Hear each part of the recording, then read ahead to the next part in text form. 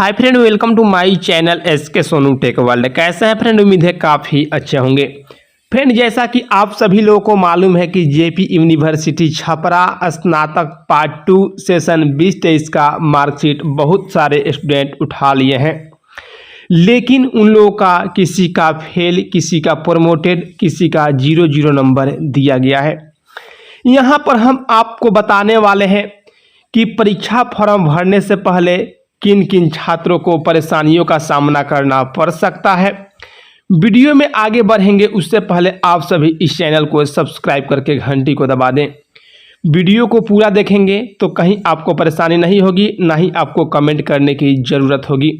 तो आप सभी वीडियो को पूरा देखें, आधा अधूरा देखेंगे, कमेंट करेंगे तो कोई आपको रिप्लाई नहीं दिया जाएगा। अगर इस वीडियो में वो बातें बताई गई है, जो बातें नहीं बताई गई है उसी का रिप्लाई दिया जाता है।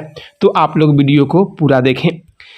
फ्रेंड, जैसा कि आप सभी जानते हैं कि जेपी यूनिवर्सिटी छपरा स्नातक पार्ट 2 सेशन 2023 का मार्कशीट बहुत स्टूडेंट उठा लिए हैं। किसी का फेल, किसी का प्रमोटेड, किसी का 0 नंबर दिया गया है।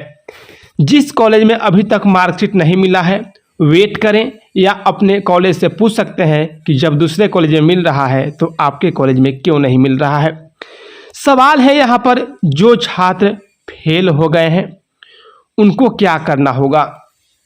तो देखिए फ्रेंड, आप सभी को बता दूं कि जो छात्र फेल हो गए हैं उनको पार्ट 2 का एग्ज़ाम फिर से देना होगा। उनका पार्ट 3 में एडमिशन भी नहीं हो पाएगा। उसके बाद जिन छात्राओं को प्रमोटेड किया गया है वे छात्र पार्ट 3 में नामांकन ले सकते हैं तथा पार्ट 3 का परीक्षा फॉर्म भी भर सकते हैं। लेकिन जब उनका रिजल्ट जारी किया जाएगा स्नातक पार्ट 3 का, तो उनका रिजल्ट पेंडिंग दिखाएगा। जब तक आप पार्ट 2 क्लियर नहीं कर पाएंगे, पहले आपको पार्ट 2 क्लियर करना होगा। अगर आप पार्ट 3 पास कर भी जाते हैं तभी आपका रिजल्ट पेंडिंग दिखाता है, जब तक आप पार्ट 2 को क्लियर नहीं करते हैं। तो अगर आपका रिजल्ट प्रमोटेड है तो आप पार्ट 3 में नामांकन ले सकते हैं, पार्ट 3 का परीक्षा फॉर्म भर सकते हैं। जब अगले सेशन का पार्ट 2 का एग्ज़ाम होगा तो उसमें आप सभी परीक्षा फॉर्म भर के अपना एग्ज़ाम दे दीजिएगा। यहाँ पर बहुत सारे स्टूडेंट का ये भी सवाल है कि हमने बहुत अधिक एग्ज़ाम में लिखा था, उसके बाद भी मुझे फेल कर दिया गया या प्रमोटेड कर दिया गया। तो फ्रेंड, आप सभी को बता दूं कि जेपी यूनिवर्सिटी में ऐसा कोई भी नियम नहीं है कि आप सभी अपना कॉपी को रीचेक करा सकते हैं। शायद अगर ऐसा नियम रहता तो बहुत सारे स्टूडेंट पास भी कर जाते, क्योंकि बहुत सारे स्टूडेंट ऐसे बोल रहे हैं कि मैंने पूरा का पूरा लिखा है, सही लिखा है, उसके बाद भी उन्हें प्रमोटेड किया गया है। अब रहा सवाल कि बहुत स्टूडेंट को 0 नंबर दे करके उनको प्रमोटेड कर दिया गया है। क्या वे कुछ भी नहीं लिखे हैं जिनको 0 नंबर दिया गया है? तो यहाँ पर देखा जाए तो सरासर यूनिवर्सिटी की गलती है। कॉपी कैसे चेक हुआ है एक कॉलेज ही जानता है, यूनिवर्सिटी ही जानता है। फ्रेंड, जैसा कि आप सभी जानते हैं कि जब आपका रिजल्ट जारी किया गया था उस समय रिजल्ट आपका हड़बड़ में गड़बड़ किया गया था। आनन फानन में आपका रिजल्ट जारी किया गया था। बहुत स्टूडेंट का रिजल्ट इधर से उधर हुआ, लेकिन यहाँ पर देखा गया कि कोई सुधार करके मार्कशीट जारी नहीं किया गया है। सेम वैसे ही रिजल्ट जारी कर दिया गया है जिस प्रकार से उस समय रिजल्ट शो कर रहा था। छात्र छात्राओं का सवाल है कि जिन छात्रों को ऑब्सेंट किया गया है, जिन छात्र छात्राओं को 0 नंबर दिया गया है, क्या उनका रिजल्ट सुधार हो सकता है? तो फ्रेंड, जिन स्टूडेंट का ऑब्सेंट है उनका सुधार हो सकता है। जिन स्टूडेंट का 0 नंबर है उनका रिजल्ट सुधार हो सकता है। जिन स्टूडेंट का प्रमोटेड है या फेल है उनका रिजल्ट सुधार होने की चांस बिल्कुल भी नहीं है। सवाल है कि जिन स्टूडेंट का ऑब्सेंट यानी कि मार्कशीट पर ए लिखा है या 0 नंबर दिया गया है उनका रिजल्ट सुधार कैसे होगा। सबसे पहले हम ऑब्सेंट वाले स्टूडेंट की बात कर लेते हैं। जो भी छात्र छात्राएं एग्जाम में प्रेजेंट हुए हैं उसके बाद भी उनको ऑब्सेंट किया गया है, तो कैसे रिजल्ट को सुधार कराएंगे। सबसे पहले देखिए फ्रेंड, अपना एक एप्लीकेशन लिखना होगा। एप्लीकेशन के साथ आपको जाना होगा जहां पर आपका एग्ज़ाम सेंटर दिया था। एग्ज़ाम सेंटर के पास से आपको मेमो निकलवाना होगा कि मैं उस एग्ज़ाम में प्रेजेंट हुआ था।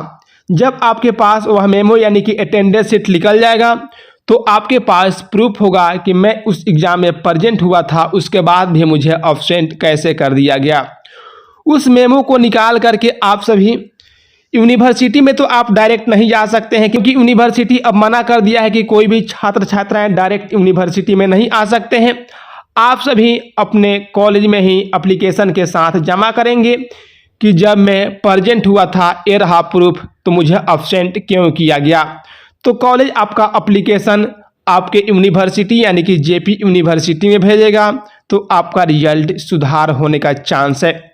देखिए फ्रेंड, इसी तरह से जिन छात्र छात्राओं का 0 नंबर दिया गया है, वो भी एप्लीकेशन के साथ कॉलेज में अपना एप्लीकेशन दे सकते हैं।